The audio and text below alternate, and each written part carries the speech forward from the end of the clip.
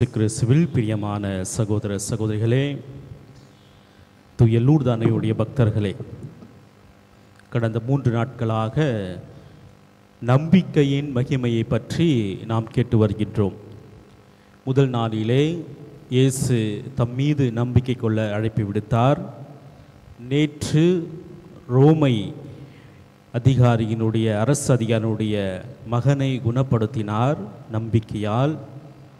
இன்று ஆண்டவர் மீது நம்பிக்கை கொண்டு அவர் கேட்டதற்கு விரும்புகிறேன், குணமாக விரும்புகிறேன் என்று சொல்லிய மறுகணமே அவர் குணமடைகிறார்.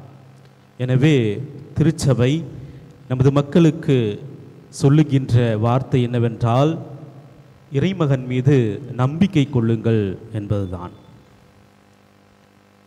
ஒரு கதை ஒன்று ஞாபகத்து வருகின்றது. நமது நம்பிக்கை எப்படி இருக்க வேண்டும் என்பதற்கு. ஒரு ஊரில் ஒரு பக்தர் இருந்தாராம். அந்த பக்தன் வாக்கிங் நடந்து சென்று கொண்டிருக்கின்ற பொழுது ஒரு ஆற்றோரமாக நடந்து சென்று கொண்டிருக்கிறாராம். நடந்து சென்று கொண்டிருக்கின்றார். பொழுது தவறி விழுந்து விடுகிறார். விழுந்தவுடன் பெரிய பாதாளமாக இருக்கின்றது, பெரிய பாதாளம். எனவே இவர் சுதாரித்து கொண்டு அங்கு இருக்கின்ற ஒரு மரக்கிளையை பிடித்து விடுகிறார். மரக்கிளையை பிடிச்சிட்டு கடவுளே என்னை காப்பாத்து அப்படின்னு கத்துறாராம். உடனே கடவுள் அந்த கையை விட்டுடு அப்படின்னு சொன்னாராம். இதுதான் நமக்கும் நம்பிக்கைக்கும் உள்ள போராட்டம். நாம் கடவுளை எந்த அளவுக்கு நம்புகின்றோம்? ஒருவேளை நாம் இந்த நிலையில் இருந்தால் கையை விட்டுடுவோமா, இல்லை நமது அறிவை யூஸ் பண்ணி ஏம்பா எதனா இருக்கா, இந்த கையை விட்டுட்டா நான் செத்துருவேனே என்று கடவுளோடு வாதம் செய்பவர்களாக இருக்கின்றோமா என்று சிந்தித்து பார்க்க வேண்டும். எந்த நிலையிலும் நம்மை படைத்த ஆண்டவர் மீது முழுமையான நம்பிக்கை கொள்ள வேண்டும். இதுதான் ஆன்மீக வாழ்க்கையினுடைய அடிப்படை கொள்கை. கடவுள் எல்லாம் வல்லவராக இருக்கின்றார். மண்ணிலிருந்து மனிதரை படைக்கின்றார். மோயிசனுக்கு எரியும் முட்செடியில் காட்சியளிக்கின்றார். செங்கடலை 2ஆக பிரிக்கின்றார். தனது மக்கள் பாதம் நனையாமல் மீட்கப்பட வேண்டும் என்று செங்கடலை 2ஆக பிரிக்கின்றார்.